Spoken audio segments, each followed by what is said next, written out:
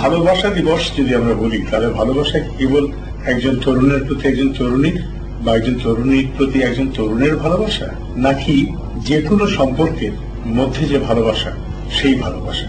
যেমন সন্তানদের প্রতি মায়ের ভালোবাসা, বাপের প্রতি সন্তানদের ভালোবাসা, এই সমস্ত তো ভালোবাসা দিবসের অন্তর্গত, তাই নাকি? এটা হচ্ছে ভ্যালেন্টাইন্স ডে, এটা হচ্ছে একজন নারী একজন পুরুষের প্রতি ভালোবাসা, মানে অপোজিট সেক্সের জন্য যে একজন একজনের যে ভালোবাসা, সেটা প্রেমের যে ভালোবাসা, সেই ভালোবাসার দিনের উদযাপন। তো যাই হোক, প্রেম দিবস বললেই হয়, ভ্যালেন্টাইন্স দিবস কিন্তু সেটাই বোঝায়, ভালোবাসার দিবস। আর যখন আমি মায়ের প্রতি ভালোবাসা দেখাতে চাই, সেটারও আবার দিবস আছে। এগুলো সব বাণিজ্যের ক্ষেত্রেই করা হয়েছে, বাণিজ্যের জন্যই।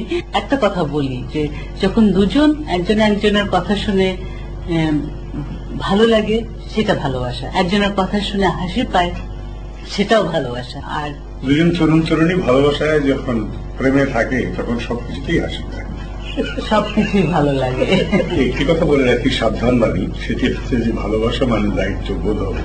অবশ্যই অবশ্যই ভালোবাসার দ্বারা যেন একজন আরেকজনের দ্বারা ক্ষতিগ্রস্ত না হয়, সেইটিও দেখতে হবে। ভালো তো বাসো নাই, তাই এটার মর্ম তুমি বুঝবা না।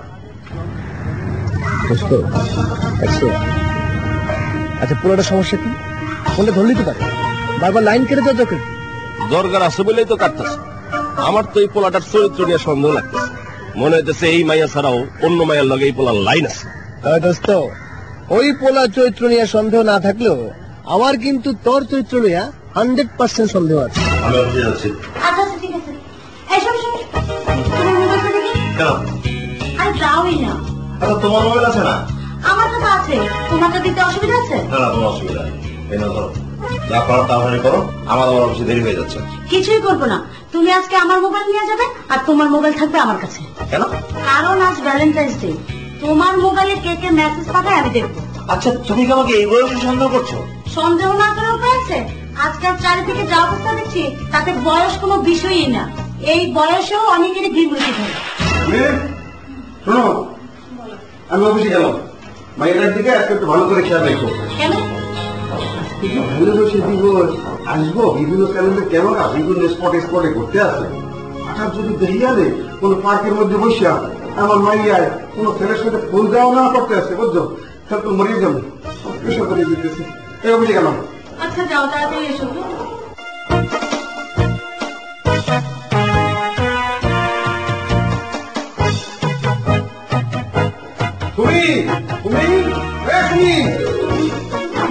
আমিও সময়, হ্যাঁ, তুমি গেছিলা কোন জায়গায়? কাকে খুঁজতে গেছিলাম?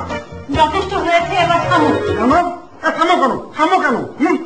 থামবে এই কারণে যে আমি কাউকে ফুল দিতে যাইনি। ফুল দিতে যাও নাই? আমার চোখ দুধ কি অন্ধ হয়ে গেছে?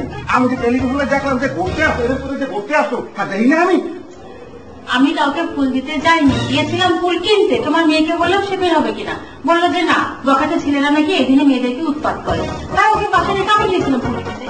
হ্যাঁ, মাইয়াকে ধন্যবাদ, সবই ঠিক আছে, ও সমস্ত কথা বল। ফুল কাকে দিয়েছিল সেই কথা বলো। ফুল কাউকে দিতে যাইনি। আজ ভালোবাসা দিবসে ভাবলাম তোমাকে সারপ্রাইজ দিব, তাই তোমার জন্য ফুল কিনতে গিয়েছিলাম, কিন্তু টিভি চ্যানেলগুলো সেটা আর হতে দিল না।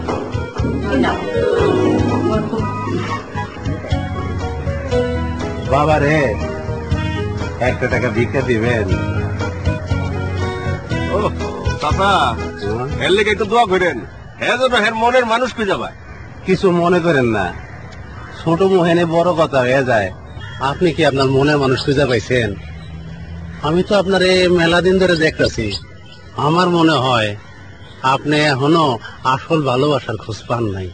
ভালোবাসা এমন এক জিনিস যে এটা করা যায় না, আপনা আপনি হয়ে যায়। এটা হইল কি একটা আত্মার সম্পর্ক, যা একজন আর একজন যে অন্ধের মতো বিশ্বাস করতে শেখায়, ভালোবাসতে শেখায়।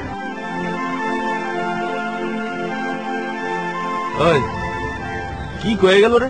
কথায় আছে, আগে দর্শনধারী পরে গুণ বিচারী। কিন্তু দেখতেই যারা পান না, তাদের কাছে কিসের দর্শনধারী, কিসের রূপ আর বাহ্যিক সৌন্দর্য? মন আর মনের আলো, ভালোবাসা তাতেই জ্বালো। এমনি ভালোবাসার আলো জ্বালা একজোড়া মানুষের কথা নিয়ে গল্প। পর্দায় যে দুজন মানুষকে দেখছেন, একজনের নাম সুমাইয়া আক্তার সালমা আর একজন ফজলুর রহমান। দৃষ্টি প্রতিবন্ধী এই মানুষ দুজন সম্পর্কে স্বামী স্ত্রী, একজন আরেকজনকে বিয়ে করেছেন ভালোবেসে। সত্যিকারের অন্ধ প্রেমের এক উজ্জ্বল নিদর্শন। আমাদের যে অন্তরের চক্ষু আছে, এই অন্তরের চক্ষু দিয়ে উভয়কে দেখতে পাচ্ছি। তার কথাবার্তা আমার কাছে খুব ভালো লাগতো। ভালো লাগার পরে প্রস্তাব দিলাম। প্রস্তাব দেওয়ার পর তারপরে এভাবে তার সাথে প্রেম শুরু হয়। আমাদের 5 বছর সম্পর্ক ছিল। 5 বছরের সম্পর্ক থাকার পরে আমাদের গার্জিয়ানকে জানানো হলো, গার্জিয়ানের মাধ্যমে আমাদের বিয়ে হলো। ভালোবাসা ছাড়া আছে কি, ভালোবাসা ছাড়া আছে কি, ভালোবাসা বলো নিঃশ্বাস এ দেবে, নিঃশ্বাস বিনা মানুষ কখনো বাঁচে কি, ভালোবাসা ছাড়া আছে কি। ফজলু সালমার বাড়ি একই গ্রামে, নাটোরের লক্ষ্মীপুর হাটের খোলাবাড়িয়া গ্রামে। বিয়ের পর ঢাকা আসে কাজের সন্ধানে। কাজ পেয়েও যায় একজন মহানুভব ব্যক্তির সহৃদয় সহযোগিতায়। গাজীপুরের একটি শিল্প প্রতিষ্ঠানে দুজনেই চাকরি করেন। চাকরি করে যা আয় হয় তাই দিয়ে চলে যায় সংসার। এই সুদীর্ঘ সংসার জীবনে তারা সুখী দম্পতি। যে বাড়িতে থাকেন সেখানে নেই কোনো বৈদ্যুতিক আলো, আর সঙ্গে থাকলেও নেই বৈদ্যুতিক বাতি, কারণ দিবা রাত্রি সমান এই দম্পতির কাছে। ছুটির দিনে দুজনে বাড়ির পাশে কোথাও বেড়াতেও যায়, আবার জীবিকার তাগিদে ছুটে যায় কর্মস্থলে।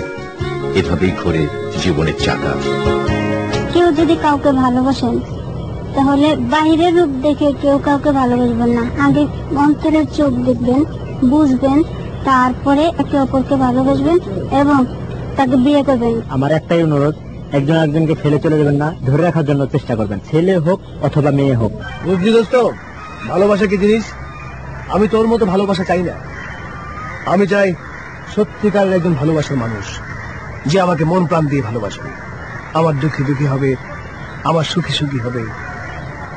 দোস্ত, আজ থেকে আমিও আসল ভালোবাসার মানুষ খুঁজুম।